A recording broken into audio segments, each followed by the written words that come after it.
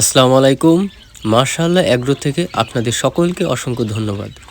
Boarding অবস্থায় ২টা বিশেষ কারণ এভাবে বাচ্চা মারা যাওয়ার। তো অবশ্যই ভিডিওটা সর্বোচ্চ শেয়ার করে সকল ভাই ও বোনদের দেখার সুযোগ করে দেবেন, যেন এই ভুলটা কেউ না করে নিজের ক্ষতি করে। তো অনেকেই জানে না, যারা নতুন অবস্থায় অনেক ভুল ত্রুটির কারণে এভাবে ক্ষতিগ্রস্ত হয়। দেখুন কতগুলা বাচ্চা, একবারে নিষ্পাপ বাচ্চা, সেগুলা মারা গেছে নিমেষে। এতগুলা বাচ্চার মধ্যে আপনারা নিজ চোখে দেখতে পাচ্ছেন মাত্র ৩টা বাচ্চা বেঁচে আছে। তো আমি আপনাদের ২টা বিশেষ কারণ বলবো, যে কারণটার কারণে এভাবেই বাচ্চা কিন্তু মারা যাবে। দুইটা কারণ খুবই গুরুত্বপূর্ণ।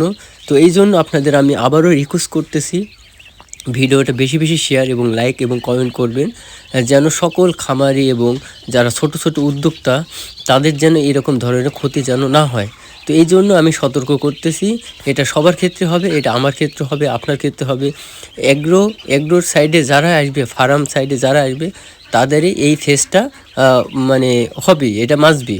মানে আপনি যতই সতর্ক থাকুন কেন, আপনাকে কোনো না কোনো একটা বিষয়ে আপনাকে এভাবে আপনার ক্ষতিগ্রস্ত হওয়াই লাগবে। এটা স্বাভাবিক, কোনো না কোনো একটা বিষয়ে আপনাদের মিস্টেক হবে। তো যেই 2টা কারণে এরকম ধরনের আপনি ক্ষতিগ্রস্ত হতে পারেন, সেটার একমাত্র কারণ হচ্ছে আপনার বোর্ডিং অবস্থায় যদি ওভার হিট দেন। মানে বাচ্চা বোর্ডিংয়ের একটা হিটের একটা মাত্রা আছে, সেই মাত্রার ক্রস করেন যদি ওভারহিট হয়ে যায়, তাহলে সেক্ষেত্রে বাচ্চা অতিরিক্ত হিটে গরম হয়ে সে বাচ্চা মারা যেতে পারে। ওভারহিট, যেটা আপনার অনেকে আছে যে ডাইরেক্ট বাল্ব জ্বলাই দেন, কিন্তু ওখানে কোনো অটো সার্কিট নাই। অটো সার্কিট মানে কি, যে যতটুকু হিট দরকার ততটুকু হিট দিয়ে আবার বন্ধ হয়ে যাবে। তো সেখানে আপনি যদি অটো সার্কিট ইউজ না করে ডাইরেক্ট বাল্ব দেন, আর সেখানে যদি অতিরিক্ত হিট হয়ে যায়, তাহলে সেখানে বাচ্চা মারা যেতে পারে। আর 2 নম্বর অপশন হচ্ছে যে আপনার অতিরিক্ত কুল্ড মানে ঠান্ডা, প্রচুর পরিমাণ যদি ঠান্ডা হয়, সেখানে ওই ঠান্ডার কারণে মারা যেতে পারে। হতে পারে আপনি ডাইরেক্ট 9 দিয়েছেন, বাল্বটা কেটে গেছে, আর বাল্বটা কেটে যাওয়ার কারণে বাচ্চাগুলা মারা যেতে পারে।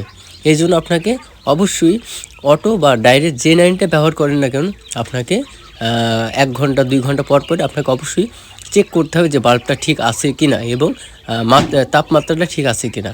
এটা অনেকেই ভুল করে এবং নতুন অবস্থায় এই ধরনের ক্ষতিগ্রস্ত অনেকেই হয়। প্রত্যেকটা খামারির হিস্টোরি এমন আছে, কোনো না কোনোভাবে তারা ক্ষতিগ্রস্ত হয়েছে। এই জন্য আমি অনেক চেষ্টা করলাম যে আপনাদেরকে বোঝানোর, যে কিভাবে আপনারা এই ধরনের ক্ষতিগ্রস্ত থেকে যেন আপনারা বাঁচতে পারেন, যার কারণে ভিডিওটা আপনাদের মাঝে দেয়া বা করা। তো এই জন্য আমি চাচ্ছি, রিকোয়েস্ট করতেছি যে আপনারা বেশি শেয়ার করে সকলকে সতর্কতা করুন। দেখুন একটা খামারি এইভাবে যখন বাচ্চাগুলো শেষ হয়ে যায়, নিষ্পাপ বাচ্চা, তখন কিন্তু একটা খামার কিন্তু ভেঙে পড়ে। মানে ভেঙে, এটা স্বাভাবিক যে কতগুলো বাচ্চা, এই বাচ্চাগুলো যেতে মারা যায়, কত নিষ্পাপ বাচ্চা। তো সেখানে একটা খামারে স্বাভাবিক তারা ভেঙে পড়বে। এই জন্যই আমি আপনাদের আবার রিকোয়েস্ট করতেছি, আপনারা বেশি লাইক কমেন্ট এবং শেয়ার করবেন, যেন সকল খামারি এবং সকল ছোট উদ্যোক্তা তারা এই ধরনের ক্ষতিগ্রস্ত থেকে বেঁচে যায়। তো দর্শক, ভিডিওটা এ পর্যন্ত। সবাই ভালো থাকবেন, সুস্থ থাকবেন। আল্লাহ হাফেজ।